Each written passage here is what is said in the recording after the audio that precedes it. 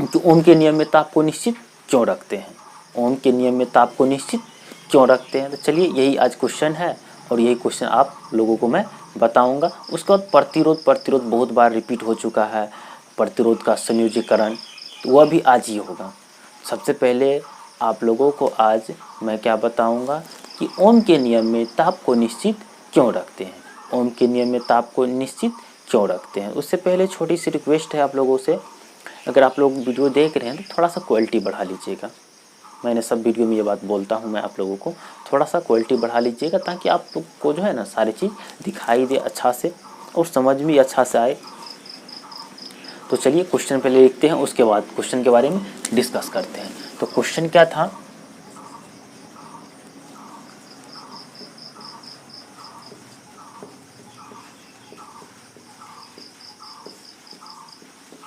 ओम के नियम में, क्वेश्चन था ओम के नियम में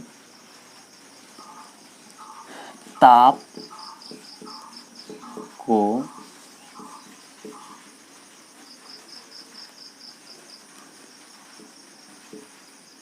निश्चित क्यों रखते हैं।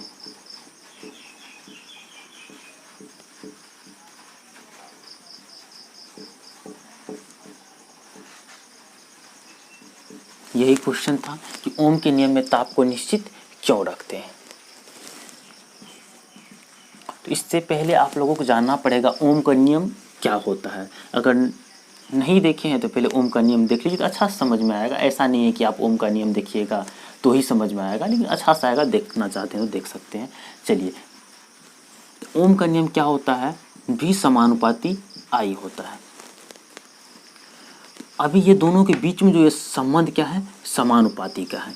अगर यही हटता है तो V बराबर क्या हो जाता है, IR हो जाता है। ये हटता है तो एक कांस्टेंट आता है, I रहता है, यही क्या हो जाता है, V बराबर IR हो जाता है। तो यहाँ पे समझना हमको यही है कि ताप को निश्चित क्यों रखते हैं। अगर हम ओम के नियम को सत्यापन करने के लिए, अगर हम ओम के नियम को सत्यापन कर रहे हैं, ताप को निश्चित नहीं रखेंगे, अगर ताप को निश्चित नहीं रखेंगे तब क्या होगा, इसका मान बदलेगा, इसका मान क्या होगा, बदलते रहेगा, इसका मान क्या होगा, चेंज होगा। और यही तो नहीं, यहाँ पे जो प्रतिरोध है ये भी क्या हो जाएगा, चेंज होगा। या विभव तो चेंज होगा ही, कहते हैं विभव नहीं, विभवांतर, विभवांतर तो चेंज होगा ही। विभवांतर के साथ साथ और क्या चेंज हो जाएगा, करंट भी चेंज हो जाएगा, इसका प्रतिरोध भी चेंज हो जाएगा। तो ये सब ना बदले, क्योंकि वहाँ पर हमको ये सब अगर बदलता रहेगा तो मान फिक्स आएगा ही नहीं। अगर हम एक नंबर में लिखाए थे, परिपथ में अगर 1 वोल्ट जोड़ा जाता है तो इससे वोल्टेज निकलता था 1.5 वोल्ट और करंट निकलता था 5 एम्पियर। जैसे ही यह वोल्टेज अलग अलग होगा, जैसे ही वोल्टेज में चेंज आएगा, परिवर्तन आएगा, वैसे ही यहाँ पर क्या हो जाएगा, करंट में भी परिवर्तन आएगा। अगर वोल्टेज कम और ज़्यादा होगा तो क्या करंट कम और ज़्यादा नहीं होगा। आप लोग घर में भी बोले होंगे, सुने होंगे, या किसी को बोले होंगे कि वोल्टेज कम हो गया। वोल्टेज कम हो गया मतलब क्या, कि बिजली जब पंखा चलते रहता है, बल्ब जलते रहता है तो वोल्टेज कम होता है, रोशनी कम हो जाता है। यानी कि अगर वोल्टेज में कमी आएगा भी क्या होगा, कमी आएगा। अगर इसमें कमी आएगा तो इसमें भी कमी आ जाएगा। तब यहाँ पर ये प्रतिरोध कांस्टेंट जो है पूरे शांत है, नियत है, ये नियत रहेगा ही नहीं।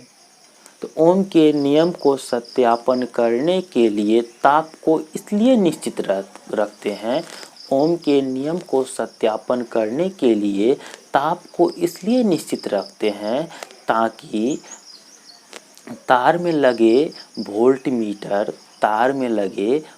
मीटर जिससे विभवांतर की माप होती है, और तार में जो एमीटर लगा हुआ रहता है जिससे विद्युत धारा का माप होता है, ये दोनों के बीच में संबंध जो होगा वह समानुपाती का हो।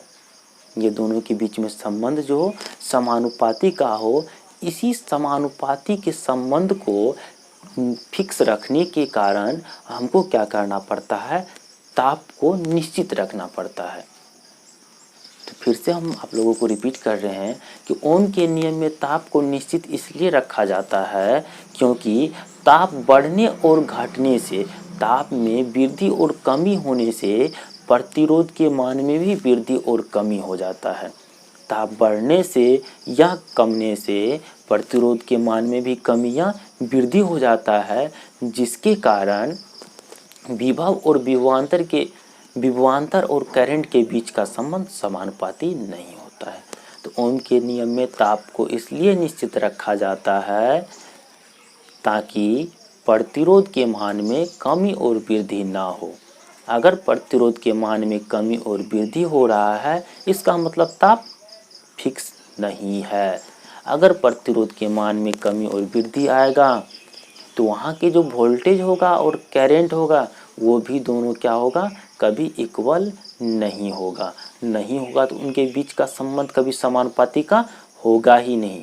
अगर उसके बीच का संबंध समानुपाती का नहीं होता है तो फिर तो ओम का नियम ही गलत हो जाएगा, फिर ओम का नियम ही क्या हो जाएगा, गलत हो जाएगा। तो ओम के नियम में क्या करते हैं, ताप को निश्चित रखते हैं। क्यों रखते हैं आप लोग को पता चल गया होगा। चलिए अभी पहले लिखा देते हैं आप लोग को क्यों रखते हैं।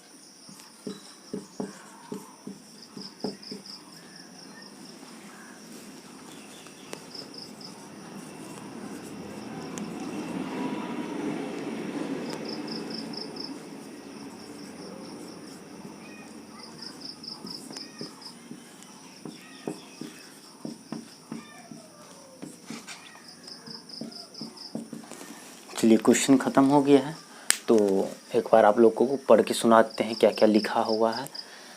तो पहला क्वेश्चन था, मतलब क्वेश्चन यह था, ओम के नियम ओम के नियम में ताप को निश्चित क्यों रखते हैं? यही क्वेश्चन था। आंसर हम जानते हैं ताप में कमी या वृद्धि होने से चालक तार का प्रतिरोध में भी कमी और वृद्धि होगा। अगर हम पर ओम के नियम में ताप में अगर कमी और वृद्धि करेंगे तो वहाँ जो प्रतिरोध लगा हुआ रहता है उसके मान में भी क्या हो जाएगा? कमी और वृद्धि हो जाएगा। यही लिखा हुआ। उससे आगे चलिए देखते हैं। यदि ओम के नियम को सत्यापन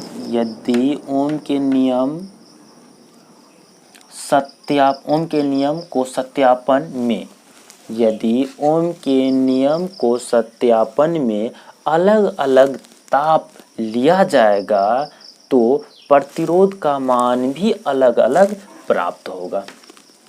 ओम के नियम को सत्यापन करने के लिए अगर हम अलग अलग ताप लेंगे तो प्रतिरोध का भी मान क्या हो जाएगा? अलग अलग हो जाएगा, जिससे चालक तार का विभवांतर और विद्युत धारा के बीच का संबंध समानुपाती नहीं रहेगा।